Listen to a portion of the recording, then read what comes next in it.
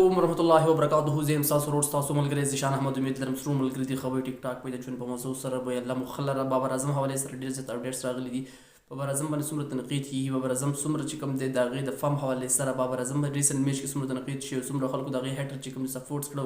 نو په دې ویډیو کې مکمل بحث کوو په بابر اعظم باندې. د ویډیو کتو نه مخکې چې تاسو ته ریکویسټ کوي اجزانه غوندې کړي چې زما پیج چې کوم دی فالو لایک کړئ، ویډیو نو ملګرو سره شیر کړئ. راځو خپل ټاپک ته. بابر اعظم حوالې سره د اپډیټس راغلي دي. بابر اعظم چې کوم دی پرون د نیوزیلینډ په میچ کې چې کوم دی بهترین سکور کړو، د بهترین سټرایک ریټ سره خپل پام چې کوم دی واپس راوتلو کې چې کوم دی یو اهم کروشل کردار ادا کړ فورم. خو چونکې د هغې باوجود چې کوم بابر اعظم باندې چې کوم دی تنقید هم ډېر زیات کېږي او په هغې باندې چې کوم دی ډېر زیات د هغې چې کوم هیټر مطلب د هغه چې کوم دی د بابر اعظم چې کوم دی وس په تعریف وکولو باندې چې کوم دی هغه محتاج دي، مجبور دي.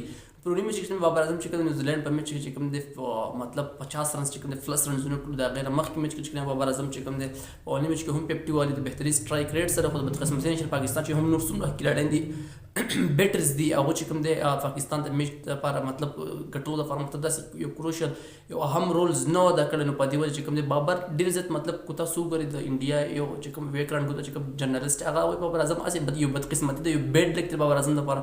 که هغه سکور وکړي او که ونه کړي، خو په دې باندې چې کوم دی تنقید کرټیسایز مطلب داخله کوي دا مطلب د هر سړي چې کوم دی یو ډرن هم کېدای شي بابر اعظم سره. خو بابر اعظم د هغې باوجود چې کوم دی په سوشل میډیا باندې تاسو وګورئ مطلب ادرس پلیټ فارم باندې تاسو وګورئ، نو بابر اعظم ته چې کوم دی ډېر زیات محبت پرون د هیټرز طرف نه هم میله شوی. که تاسو وګورئ شعیب جټ چې کوم تاسو ته ما مخکې ویډیوګانو کې هم ویلي، تاسو په یوټیوب چینل باندې لاړ شئ.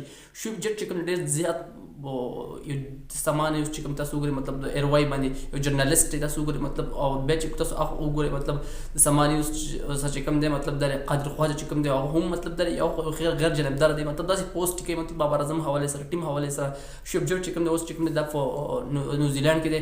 شعیب جټ چې کوم ډېر ټایم د بابر اعظم چې کوم دی هغه باندې تنقید کوي، په هغه باندې مطلب داسې بابر اعظم حوالې سره مطلب داسې پوسټ کو ښه بیټینګ به مو کو، سنچراین به مو وویلې، داسې ښه پرفارمنس به مو کو. د هغې باوجود به چې کوم دی هم په بابر اعظم باندې به هغې مطلب داسې یو نیګیټیو فوټس کو، مطلب دا چې هغې به ډېر غټ افیکټ غورځو د هغې په اکاونټس باندې هم، هغې ته به ډېر دمکینې هم میلاو شوي. شعیب جټ ته ډېر زیات یو زما په نظر کې ډېر بکواس انسان دی، ځکه چې مطلب نه خو ځکه چې بابر اعظم ډېر زیات تنقید په هغې باندې کوي بغیر څه وجې نه، مطلب دا چې بابر اعظم داسې راښکته ډینګي نه. خو د هغې باوجود چې کوم پروني 2 میچونه پس چې کوم دی شعیب جټ چې کوم دی بابر اعظم هم تعریف کړی دی. مطلب د ویلي چې بابر اعظم چې کوم دی یو ښه پلیر دی، مطلب د ټول میچونو کې چې کوم بابر اعظم چې کوم دی خپل ټیم دپاره سکور کړی. خو چونکې نور بل لباس چې کوم دی تاسو حسین ایوب وګورئ، محمد رضوان وګورئ، اعظم خان وګورئ، افتخار احمد وګورئ، نو هغوی داسې څه ښه کردار ادا نه کړی 2 میچو کې. او ریسنټلی تاسو بابر اعظم 8 میچ وګورئ، ډېر بهترین کپټان پاکستان ټیم د ښه سټرایک ریټ سره ښه ایوریج سره گیم کړی دی.